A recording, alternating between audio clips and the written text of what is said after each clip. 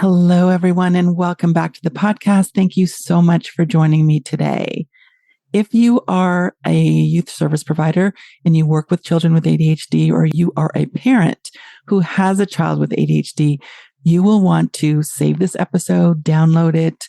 You want to get out a piece of paper and a pen because there's so much great information packed in this episode. As parents and caregivers explore options to support children with ADHD, there has been a growing interest in how nutritional psychiatry and functional approaches can complement traditional treatments. And today we're discussing integrative treatment approaches. Joining us today is Sara Langley. Sara is a dedicated psychiatric mental health nurse practitioner who specializes in children and adolescents with brain-based medical conditions. Sara is double board certified in primary care and psychiatry, and she brings a wealth of knowledge about the integrative treatment of ADHD, blending nutritional psychiatry, functional psychiatry, and FDA-approved medication management. Please join me in welcoming Sara to the podcast. Millions of kids struggle with learning, processing, and social emotional difficulties. These challenges interfere with their ability to reach their full potential. Dr. Karen Wilson is here to help. Her extensive background in pediatric neuropsychology and higher education have prepared her for this unique mission. Listen as she delivers content to inform, educate, and empower parents and educators. This will enable you to identify challenges that kids face and get them on the road to achieving their full potential. This is Diverse Thinking, Different Learning by Child Nexus. Hello, Sara. Thank you so much for joining me today. Thank you, Dr. Wilson. I appreciate your time. I'm so glad you're here. I just admire the work that you do. You know, before we hit record, I was saying that, I do a lot of assessments where, if I see that kids have ADHD, and it really depends on the severity and if there are co-occurring issues, that I often recommend a consultation for medication or a consultation with a mental health professional who prescribes medication. But so often parents have so many questions about this option and is it right for them? And you've worked extensively with children and adolescents with ADHD, with issues related to ADHD. And I know from the work that I do that ADHD is actually one of the most searched, issues on our website.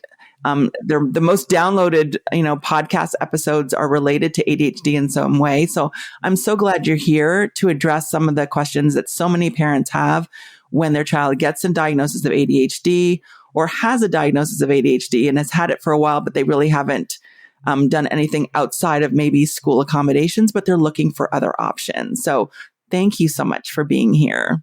Thank you. Now, you specialize in nutritional psychiatry. And I think that's really exciting because a lot of questions that I get asked and I do not have the answers to because I don't have that training, on how does diet impact, mood and behavior? How can it influence symptoms of ADHD? Why don't we start there in terms of some of the things that you talk about with parents when they first come in? They may have a child who's diagnosed with ADHD and they're saying, should I consider medication? Are there other things that I need to consider? Where do you even start the conversation? Sure. So the easiest place to start with parents is, what are the things we can cut out? What are the food sources that we can cut out that may be exacerbating symptoms? So unfortunately, the Western diet as it is just inflammatory at baseline. It's high in sugar, unhealthy fats, high in processed products, low fiber, high salts. And I believe it was 2011, a paper suggested that a Western diet may actually be associated with ADHD. So for parents coming in, the first thing I say is, okay, we need to avoid synthetic foods, obviously additives, colors, and flavorings. I'm sure most people are aware of red dye 40, which is a synthetic food dye made from petroleum. And honestly, I don't know how we still allow this in food. Research has shown that it is linked to hyperactivity in ADHD. And interestingly, in Europe, where I'm from, we actually have warning labels on packaged foods that contain red dye 40 to say to parents, hey, if your child is predisposed to hyperactivity or anxiety or any of these symptoms, this is a food to avoid. So I feel like that's a very nice thing that we do in Europe. Obviously, it doesn't happen here. It's due to the parents to kind of do their due diligence and stand out reading the labels, which is unfortunate. So yes, I mean, other easy kind of starting points, because it can feel very overwhelming when I'm telling parents to kind of uphold the entire diet, especially if it's just targeted for one family member, is to potentially introduce probiotics. So with probiotics, the gut biome is believed to play a role in the development of symptoms of ADHD, though more research is needed at this time. But gut microbiota influences the brain through inflammation, dysbiosis, through neurotransmitters. The gut makes a lot of neurotransmitters.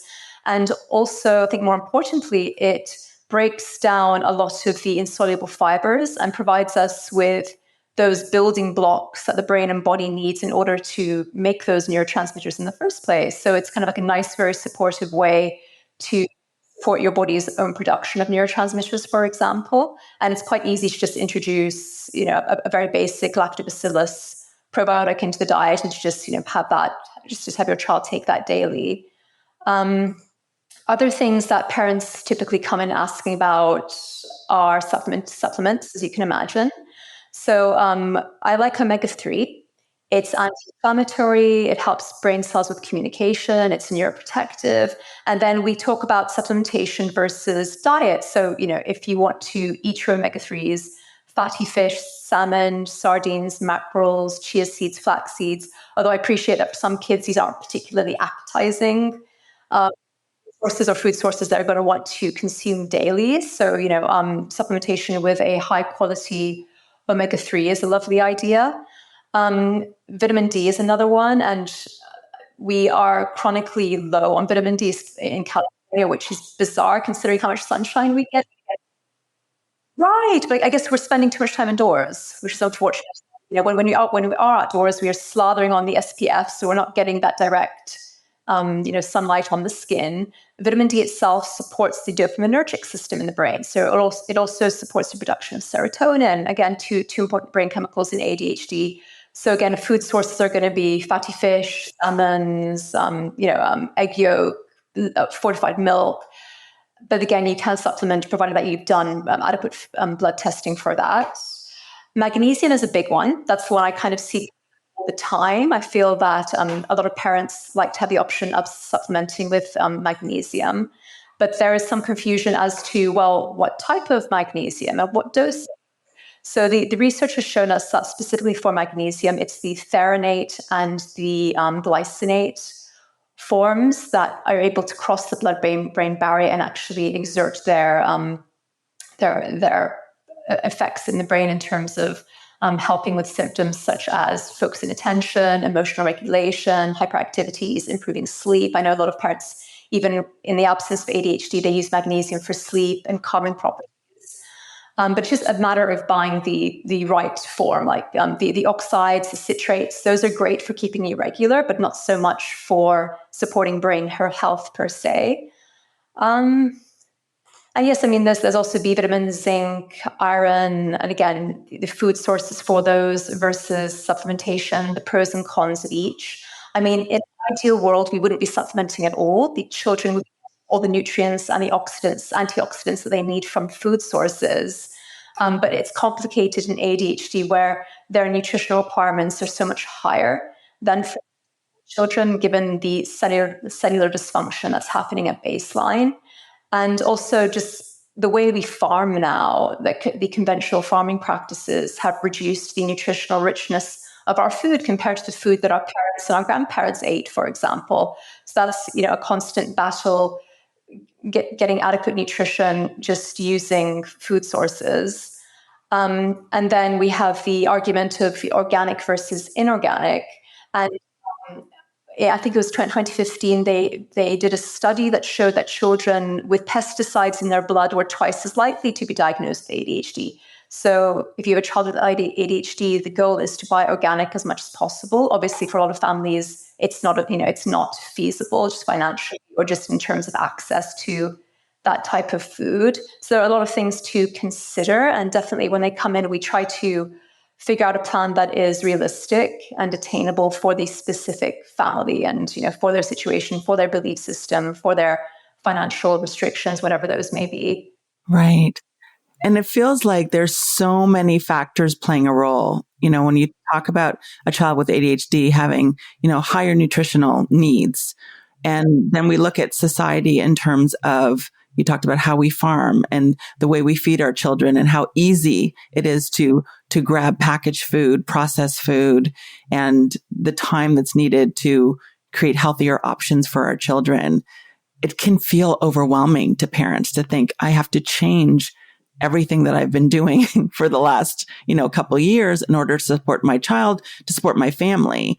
And then having that balance between dietary changes and then also supplements like magnesium and probiotics and, antioxidants. Parents might think, I don't even know where to start, right? I don't even know where to start. Are there places where you tell parents, if this feels like a lot, this feels like a lot of change, here's one place where you can start if parents want an integrative approach, integrate supplements into their treatment plan, or even start with supplements or dietary changes before they consider medication for ADHD, traditional medication? Right.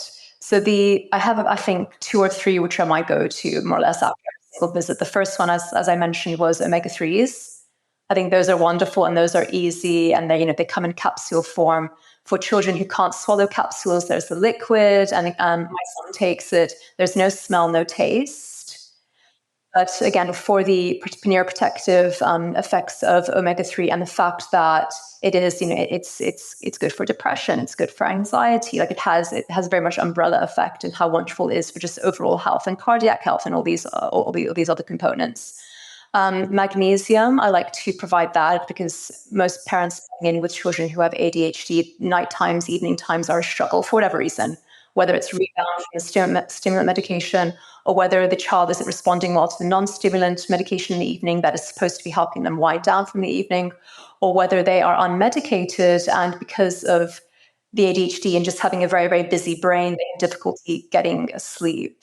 So yes, so ADHD does cause sleep issues for the vast majority of children. Again, just due to the fact that the motor is running all the time and they have difficulty shutting off and winding down. I like to add magnesium in the evenings. And again, those two types, the L-threonate and the glycinate forms.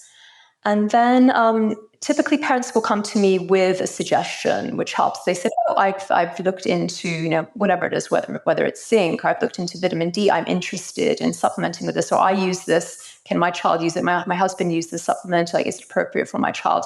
So parents do typically come to me with ideas already, or things that they read up on, or a family friend is using, or a family member is using themselves, which helps us, with regards to the conversation, just having a starting place and making these supplements feel attainable and as though it's something that's doable. But yes, I typically start with just 2 or 3, maybe 1 if it's just too much. And then from there, we see what works, what doesn't work. We give it a couple of months and we can, chop and change, build from there. At that point, parents typically, they're more open to, if they were on the fence about medications, they may at that point be more open to, for example, starting with a non-stimulant or even going to a low-dose stimulant once they've tried the supplementation and perhaps it hasn't provided the coverage that they're expecting. I mean, I'm very clear in that, supplementation and nutrition, it's part of the puzzle. It's not curative. It's not going to, resolve the symptoms of ADHD. It will take the edge off in some cases, and just for a whole round of nutrition, it is a wonderful thing to do regardless of ADHD status or not. But yes, it is, as a parent coming in with a first-time diagnosis of ADHD, it is a nice starting point and a gentle introduction to healthcare and getting medications or at least supplements and other things on board to address symptoms that are bothersome. Right. And I think it's really important that you talked about that it's not curative, right? That adding these supplements and also parents sometimes feel that, okay, if I do this with supplements and diet, then they will not need the stimulant medication or the non-stimulant medication. Can you speak to that? Right. So parents are hopeful in that if we address nutrition, if we address diet, this is going to be the silver bullet. I'm very transparent in that it will help. I've heard some parents say it helps 20%, which isn't nothing. It's not zero. It's something, but it's not going to be what completely controls symptoms and allows their child to excel socially or academically. It's an important piece of the puzzle and one that we definitely need to pay more attention to. And certainly removing sugars and removing artificial colors and flavorings will dampen or at least help take those the hyperactivity and the anxiety down a couple of notches. But I wouldn't endorse that this is the thing that's going to fix or resolve. It's adjunctive. It's a wonderful adjunctive to a medication, whether that be a stimulant or a non-stimulant. It's a wonderful adjunctive to therapy. It's a wonderful tool to have on board with everything else, and it's a fine place to start if that's all you're comfortable with. Absolutely start there. But continue to have a conversation with teachers. Continue to have a conversation with the healthcare provider who's looking after your child, and be realistic and be honest about what you're seeing, what you're not seeing, what improvements are not, so that you are able to provide your child with whatever treatment options moving forward will provide them with the highest quality of life and allow them to reach their full social emotional potential moving forward. Absolutely. And I think that, when you talk about the supplements and even the type, like you talked about magnesium and the type of magnesium, it seems that working with a mental health professional like yourself, who has the knowledge and expertise to guide, rather than just going to CVS or Rite Aid and picking up, a bottle of magnesium or, a bottle of, omega-3s, particularly if they're already giving their child melatonin, they need to have an understanding about how these may interact with each other and, what type, what dose. They need some guidance in terms of what would be appropriate for their child. And it seems that working with someone like you would be so beneficial in that regard. Thank you. I hope so. I hope that. I mean, I do feel that there is a lot of Googling. There's so many different opinions and so much information that is incredibly overwhelming, and so many dosage ranges and so many varieties, and some links are sponsored, some are not. So is it unbiased? Is it based in in best practice evidence or not? So I hope that the information that I provide provides clarity and reassurance to the families coming in, and that they feel that, when they go in there, they're buying the supplement that I suggest that they buy, they feel comfortable, confident that this is the, third party tested, high quality, high purity, versus, as you mentioned, picking something off the shelf at Target. Yes, absolutely. And, one of the things you mentioned is about the gut-brain connection. And there's so much, emerging research about this, and also specifically to how that can impact ADHD symptoms and other mental health challenges and behaviors. Can you talk a little bit about how kind of gut health impacts brain function? And, parents then will ask, once they understand this, are there things that I can do to improve my child's gut health, which will then impact their brain health? Of course. So one of the bigger issues with regards to the brain gut health connection and how the gut impacts the brain is through inflammation. So in our guts, ideally we have, a beautiful, diverse forest of different microbes all doing their jobs to keep us safe and healthy, because we are their home. So it's in their best interest to keep us healthy and functioning. And if we have a dysbiosis or an imbalance of bad bacteria into the gut, or we have yeast overgrowth, or a viral overgrowth, or sort of a viral infection, for example, you're going to feel that, right? You're going to have tummy upset. You're going to feel pretty lousy. Everything's going to feel out of whack. So I mean, there aren't any specific studies looking at gut health and ADHD that I've come across, but it seems that with children with ADHD, there is more gut dysbiosis, where there is an imbalance, and the microbe that's causing the biosis in these children is a yeast overgrowth. So they have more of a yeast overgrowth compared to neurotypical neurotypical children.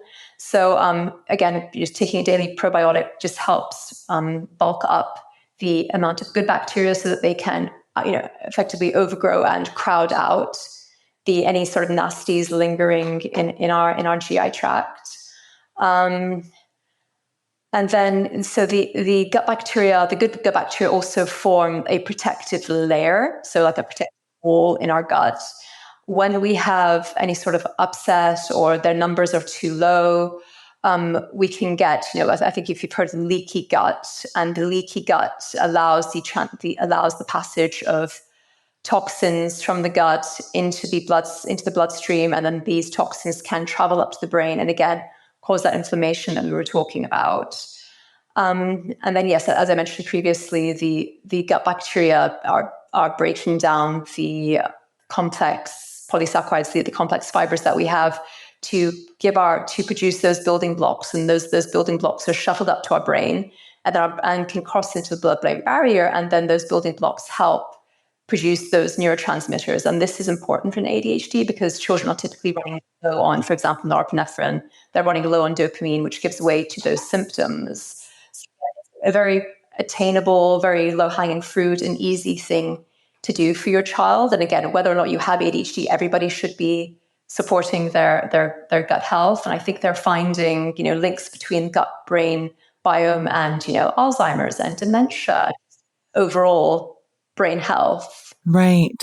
And so it seems like the combination of probiotics and then the diet are really key for parents in terms of things that they have control over, that they can manage, and things that they can start doing now to improve their child's gut health, and then in doing so, improve brain health.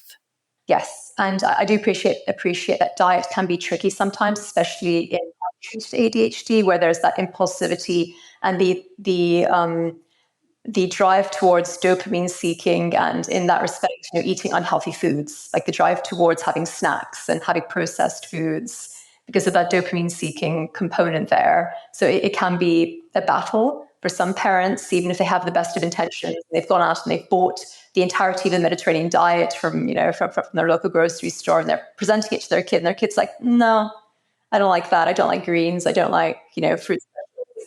I appreciate how tricky it can be, which potentially is why most parents do opt for the supplementation route. Less of a struggle there with trying to get their children to actually eat food groups they may not be interested in consuming. Right. And I think you've highlighted the challenges that families face when navigating their child's ADHD and navigating treatment options and their support in those treatment options. Are there specific challenges that you see parents, discussing, talking about when they come into your office that they need support around, where, the kinds of interventions and treatments and approaches are particularly helpful for parents? Right. So for the most part, most parents who come in to see me are very conservative. Medications scare them, which is fair. Typically, it's a first-time diagnosis. So this is very, very brand new to them, and they're wanting to know, what can we do apart from medication? So we have the nutrition discussion. Obviously, we have the supplement discussion. There is a new system that was released called the ETNS. It's the Monarch, which is a little box, and it provides some stimulation via the trigeminal nerve. So it's something that children use when they sleep, and they have a little sticky pad like on the forehead, face, and it provides those impulses to the trigeminal nerve. It's meant to have a calming effect on the on the prefrontal cortex. So I always like to offer that up because a lot of PCPs, for example, aren't aware that this product exists or the system exists. So parents have been very receptive and very open to a completely non-medication intervention. Wonderful. This is something minimally invasive. They use it at night, they sleep, in the morning they take it off. And I think the data showed that it should help improve symptoms in about 50%. Again, not curative, just helps with symptoms. So that's a nice adjunctive to have, a nice tool to have access to as well, which I'm pleased to be able to offer to parents. Obviously, we talk about PCIT and parent training if the child is particularly young. And then again, other therapeutic interventions, if that's interesting or accessible to them. Sometimes it isn't because they're at school full time and they have after school extracurricular. So it can be tricky for some families to get on board with regards to combining medication intervention with therapy. But I always let them know that the two together are more potent than either one alone. So if it's accessible, if it's possible to bring in therapy there.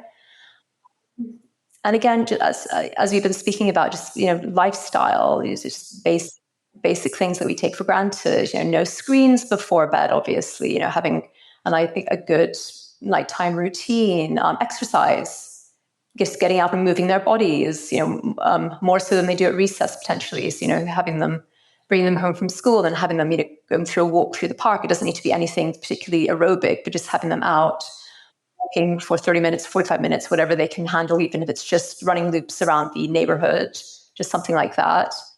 Yeah. And it seems that, the integrative approach that you've described, and you also, provide parents with options, with other options outside of medication. And you're not excluding medication. We know that there are the benefits of medication, but parents often don't know what their options are. And it seems like you do a great job of providing with those options. I love that you mentioned the trigeminal nerve stimulation. I had, a researcher from UCLA talking about that on the podcast. And, a lot of parents reached out and said they didn't even know that this existed, that this was an option for them. And so again, providing them with information, but then also this integrative approach that you describe with, with diet and with supplements and with medication management. It seems that that approach can make a significant difference for young people, and not just those with ADHD, perhaps those with anxiety and other mental health conditions as well. Has that been your experience? It's that it helps not just ADHD, but other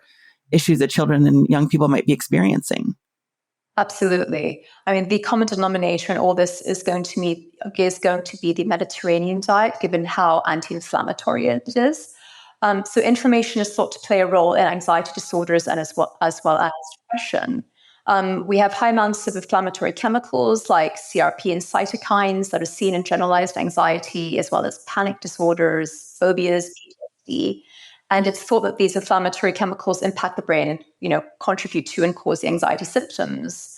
So it makes sense to integrate as much as you can in anti-inflammatory foods. So these are going to be, plants, mainly plant-based. So again, the Mediterranean is predominantly plant-based in this respect.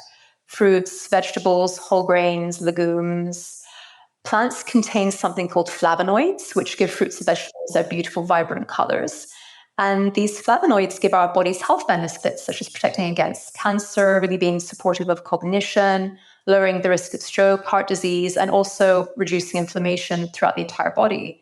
My favorite is actually apples. These have a chemical called quercetin. And a small handful of studies have shown that this flavonoid can help alleviate anxiety. So as a result, I give my son an apple every single day because it doesn't hurt. And, you can incorporate things like chamomile. You can incorporate things like decaffeinated green tea, which contains L-theanine. And then we have berries, leafy greens, beets, avocados, anything very bright and colorful.